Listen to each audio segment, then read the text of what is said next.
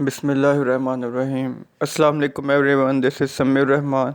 और आज के लेक्चर में हमने इंटरमोलिकुलर फोर्सेस के टॉपिक को स्टडी करना है कि एक्चुअली ये होती क्या है। इससे पहले हमने केमिकल बॉन्ड्स पढ़ लिए थे, जिसमें आयनिक बॉन्ड्स, कोवलेंट बॉन्ड और कोऑर्डिनेट कोवलेंट बॉन्ड ये चीज़ें शामिल थी। ठीक है, आज के लेक्चर से हमने इंटरमोलिकुलर फोर्सेस इनको स्टडी करना शुरू करना है कि एक्चुअली ये होते क्या हैं। अच्छा, आपको एक डायग्राम नज़र आ रही होगी, इधर HCl, फिर एक और HCl और एक और HCl। इसमें इसने एक बॉन्ड रेड कलर से बनाया हुआ है और एक डॉटेड लाइन से ब्लू कलर से बॉन्ड बनता हुआ दिखाई दे रहा है।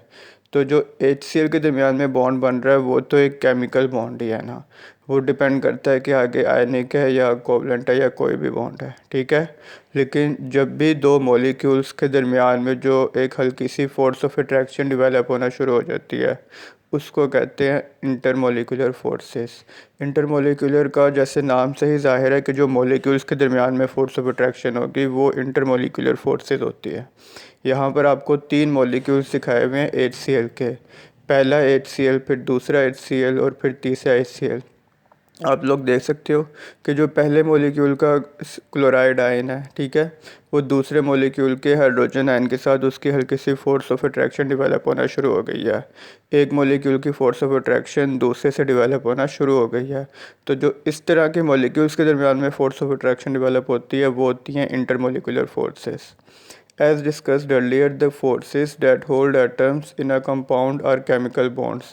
अगर हम बात करें सिर्फ एक मॉलिक्यूल की जो कि HCl का है, जो कि ये वाला है, ठीक है, इस एक मॉलिक्यूल में जो ये रेड कलर से बॉन्ड बनाया हुआ है, इनके दरमियान में जो बॉन्ड है वो केमिकल बॉन्ड है। ठीक है, लेकिन जब ये पहले मॉलिक्यूल का क्लोराइड आयन दूसरे मॉलिक्यूल के हाइड्रोजन आयन के साथ फोर्स ऑफ अट्रैक्शन डेवलप करना शुरू कर रहा है तो इन फोर्सेस को कहते हैं intermolecular forces. In addition to these strong bonding forces, relatively weak forces also exist in between the molecules। एक तो स्ट्रॉन्ग केमिकल बॉन्ड है जो कि मॉलिक्यूल्स में एलिमेंट्स के दरमियान में मौजूद होता है। एक वीक फोर्स ऑफ अट्रैक्शन भी होती है जो कि मॉलिक्यूल्स के दरमियान में डेवलप होना शुरू हो जाती हैं। इनको कहते हैं intermolecular forces. The bonding and intermolecular forces of hydrochloric acid are shown below. ठीक है, it requires about 17 kilojoule energy to break these intermolecular forces between 1 mole of liquid hydrogen chloride molecules to convert it into gas।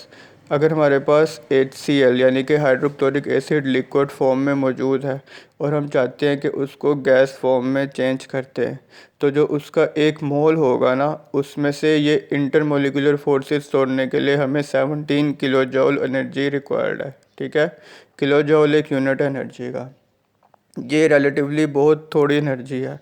जब भी हमने एक molecule में chemical bond को तोड़ना होता है उसके लिए हमें ज़्यादा एनर्जी चाहिए होती है, लेकिन जब हमने दो मॉलिक्यूल्स के दरमियान में जो हल्की सी फोर्स ऑफ अट्रैक्शन है इसको तोड़ना होता है उसके लिए हमें कम एनर्जी चाहिए होती है। Whereas about 430 kilojoule energy is required to break the chemical bond between hydrogen and chlorine atoms in 1 mole of hydrogen chloride। लेकिन अगर हम चाहते हैं कि केमिकल बॉन्ड तोड़ें तो केमिकल बॉन्ड चूँकि स्ट्रॉन्ग बॉन्ड होता है उसके लिए हमें 430 किलोजॉल एनर्जी चाहिए। ठीक है, अब इसी के आगे दो टाइप्स हैं, एक है डाइपोल डाइपोल इंटरेक्शन और दूसरा है हाइड्रोजन बॉन्डिंग। तो पहले हम बात करते हैं डाइपोल डाइपोल इंटरेक्शन की कि ये होती क्या है। जब भी एक मॉलिक्यूल का पार्शियल पॉजिटिव चार्ज आयन, ठीक है, ये दूसरे मॉलिक्यूल के पार्शियल नेगेटिवली चार्ज आयन की तरफ अट्रैक्ट होना शुरू हो जाता है तो ऐसे में उन दोनों के दरमियान में जो फोर्स ऑफ अट्रैक्शन बनती है उनको डाइपोल डाइपोल इंटरेक्शन कहते हैं। ठीक है, all intermolecular forces which are collectively called van der Waals forces are electrical in nature. जितने भी इंटरमोलिकुलर फोर्सेस हैं अब ये चूँकि पॉजिटिव और नेगेटिव के अट्रैक्शन की वजह से डेवलप हो रहे हैं तो इन्हीं को एक साइंटिस्ट के नाम पे नाम दिया गया वैंडर वाल फोर्सेस। ठीक है, और ये इलेक्ट्रिकल इन नेचर है। इलेक्ट्रिकल का मतलब ही यही है कि वो पॉजिटिव और नेगेटिव चार्जेस इनकी वजह से डेवलप हो रहे हैं। They result from the attractions of opposite charges which may be temporary और permanent। ये वैंडर वाल फोर्सेस तब बनती हैं जब दो अपोजिटली चार्ज आयंस दो डिफरेंट मॉलिक्यूल्स के आपस में अट्रैक्ट कर रहे हैं। ठीक है, ये या तो टेम्परेरी भी हो सकती हैं यानी कि आर्जी तौर पर सिर्फ कुछ इंस्टेंट के लिए भी हो सकती हैं, या फिर ये परमानेंट भी हो सकती हैं। The unequal sharing of electrons between two different types of atoms make one end of molecule slightly positive and other end slightly negative charged.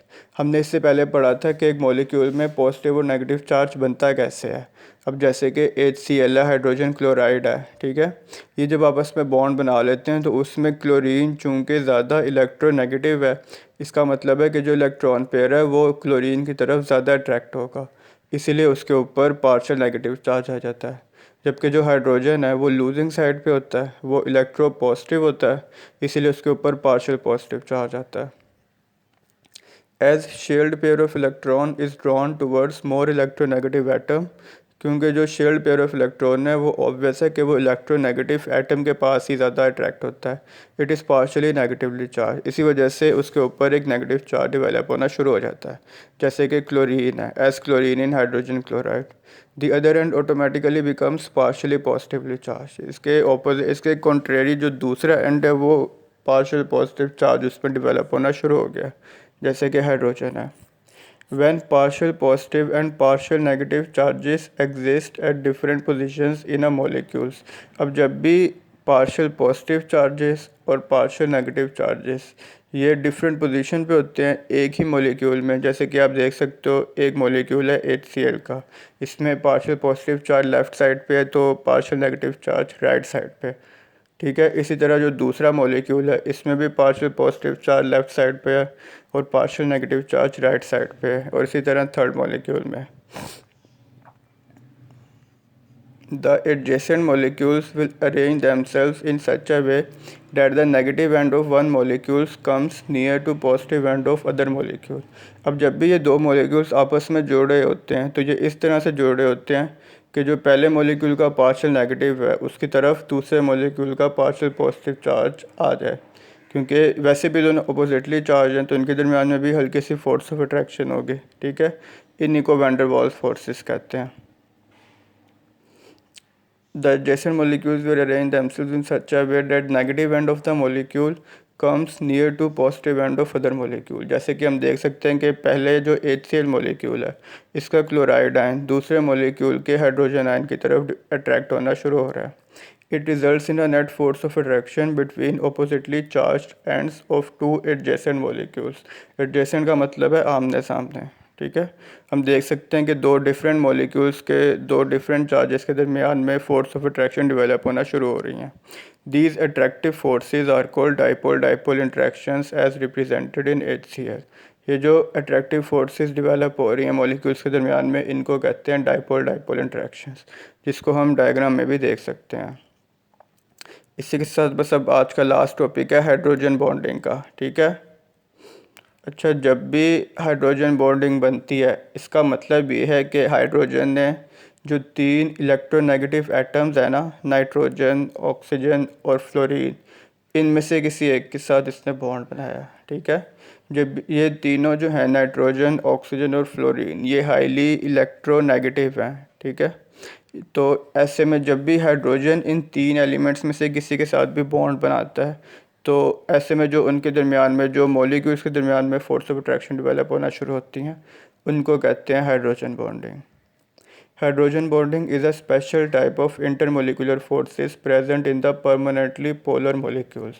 जब भी किसी कंपाउंड में उसके मोलिक्यूल में हाइड्रोजन बॉन्डिंग मौजूद होगी इसका मतलब है कि वो परमानेंट है, कि उसके दरमियान में जो पोल्स बन रहे हैं ना, पार्शियल पॉजिटिव और पार्शियल नेगेटिव, वो परमानेंटली तौर पर उसमें मौजूद होंगे।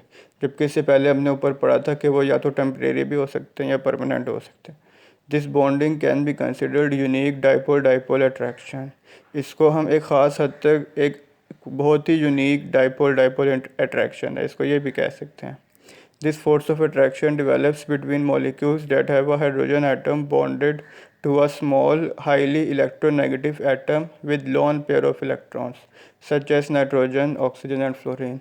जब भी हम हाइड्रोजन बॉन्डिंग की टर्म यूज़ करते हैं इसका मतलब है कि जो तीन हाईली इलेक्ट्रोनेगेटिव एलिमेंट्स हैं ना हमारे पास, जिसमें नाइट्रोजन है, ऑक्सीजन है और फ्लोरीन है, इनमें से किसी एक एलिमेंट के साथ इसने बॉन्ड बनाया हुआ है, ठीक है। ऐसे में हम भी टर्म यूज़ करते हैं कि हाइड्रोजन बॉन्डिंग प्रेजेंट है। The covalent bond between hydrogen atom and other atom becomes polar enough to create a partial positive charge on hydrogen atom and a partial negative charge on other atom.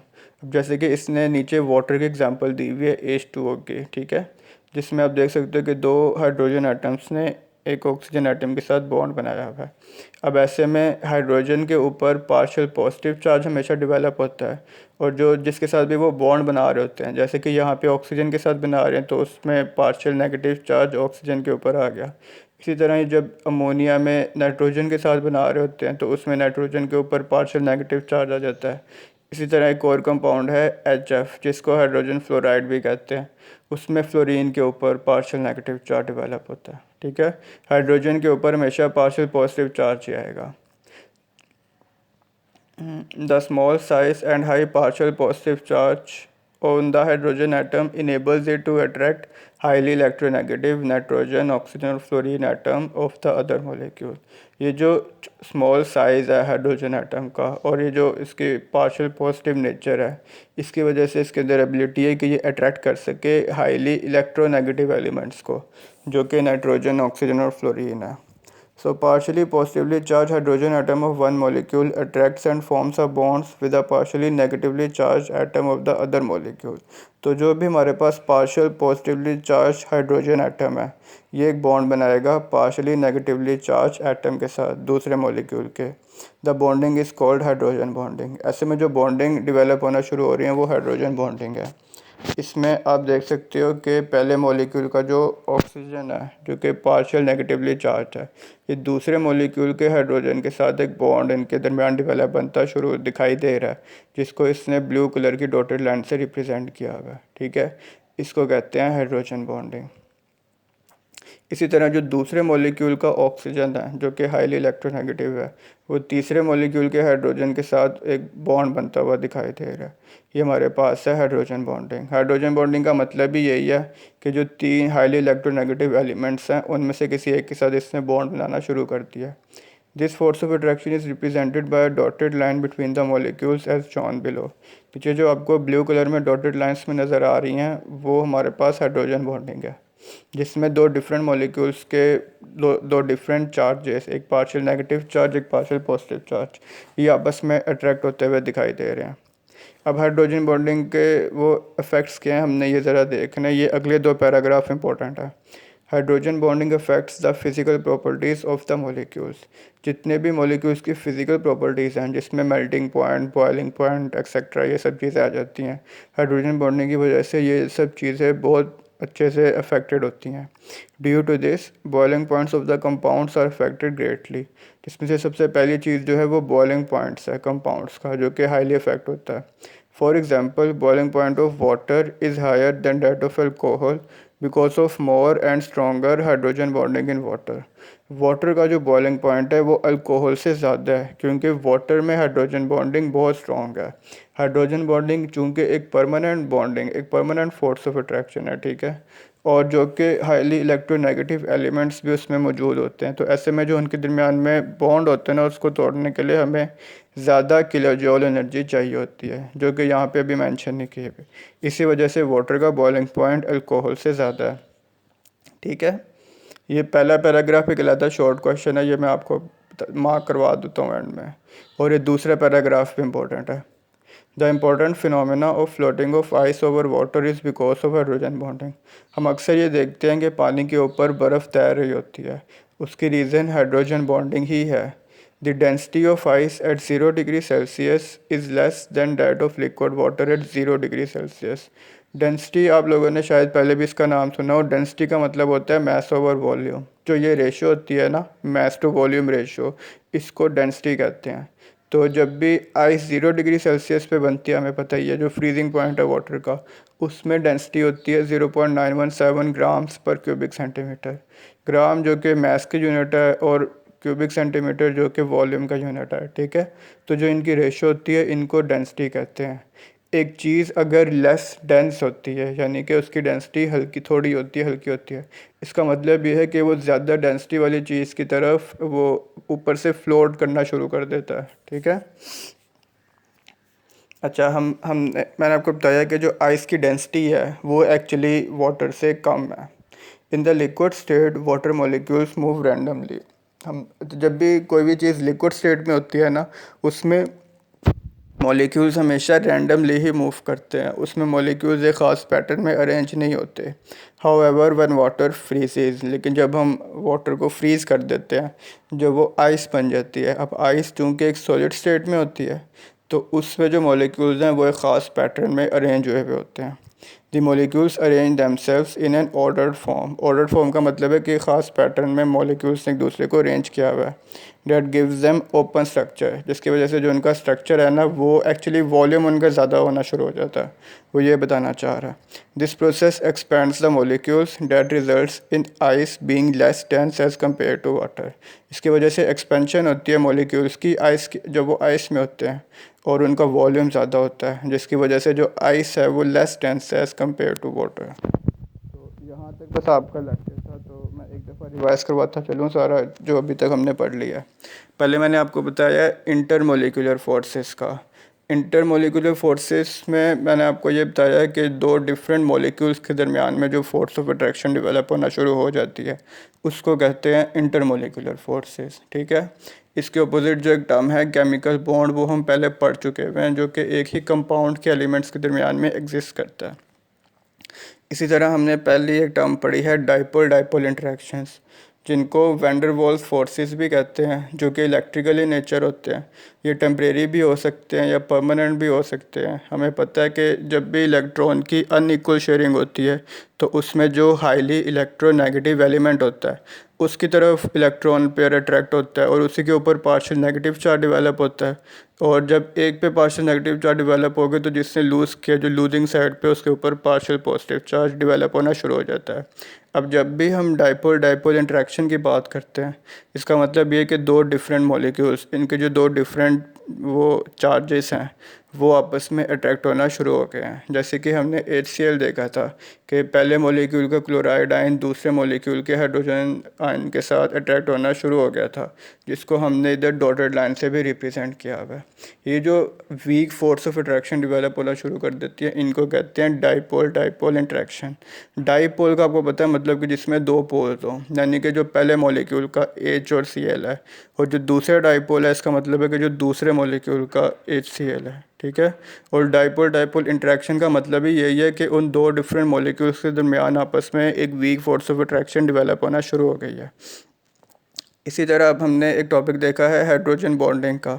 Hydrogen bonding में यह है कि जब भी hydrogen atom तीन highly electronegative elements में से किसी के साथ बॉन्ड बना लेता है, जो कि है नाइट्रोजन, ऑक्सीजन और फ्लोरीन। ठीक है। इनमें से किसी एक के साथ अगर वो भी बॉन्ड बना लेता है, तो उसको कहते हैं हाइड्रोजन बॉन्डिंग। हाइड्रोजन बॉन्डिंग में एक्चुअली और होता क्या है कि जो पहले मॉलिक्यूल का पार्शियल नेगेटिव चार्ज है, वो दूसरे मॉलिक्यूल के पार्शियल पॉजिटिव चार्ज से अट्रैक्ट होना शुरू हो जाता है, और इस फोर्स ऑफ अट्रैक्शन को कहते हैं हाइड्रोजन बॉन्डिंग। हाइड्रोजन के ऊपर हमेशा पार्शियल पॉजिटिव चार्ज आता है, और जो जिसके साथ भी वो बॉन्ड बना रहा होता है, चाहे वो नाइट्रोजन हो, ऑक्सीजन हो या फ्लोरीन हो, उनके ऊपर पार्शियल नेगेटिव चार्ज आ जाता है। ठीक है। हाइड्रोजन बॉन्डिंग एक बहुत ही स्ट्रॉन्ग फोर्स ऑफ अट्रैक्शन है, जिसकी वजह से परमानेंटली पोलर मॉलिक्यूल्स डेवलप होना शुरू हो जाते हैं, और इससे फिजिकल प्रॉपर्टीज़ भी बहुत ज़्यादा अफेक्टेड होती हैं। जिसमें से हमने एक देखा था कि वाटर जो है H2O है, उसमें चूँकि हाइड्रोजन बॉन्डिंग मौजूद होती है, तो उसका बॉइलिंग पॉइंट अल्कोहल से बहुत ज़्यादा है। और दूसरा हमने देखा था कि जो आइस है वो वाटर के ऊपर तैर रही होती है, फ्लोट कर रही होती है। इसकी रीज़न यही है कि आइस की डेंसिटी थोड़ी है as compare to liquid water. अब लिक्विड स्टेट में तो ये होता है ना कि मॉलिक्यूल्स रैंडमली मूव करते रहते हैं, लेकिन जब हम उसको फ्रीज़ कर लेते हैं, तो जब वो सॉलिड फेज में आ जाते हैं, तो ऐसे में जो मॉलिक्यूल्स है वो एक ख़ास पैटर्न में अरेंज हुए हुए होते हैं, जिसको ओपन स्ट्रक्चर भी कहते हैं। इसकी वजह से जो उनका वॉल्यूम है वो ज़्यादा हो जाता है, जिसकी वजह से एक्सपेंशन होती है, और इसी रीज़न से जो आइस है it is less dense as compare to water.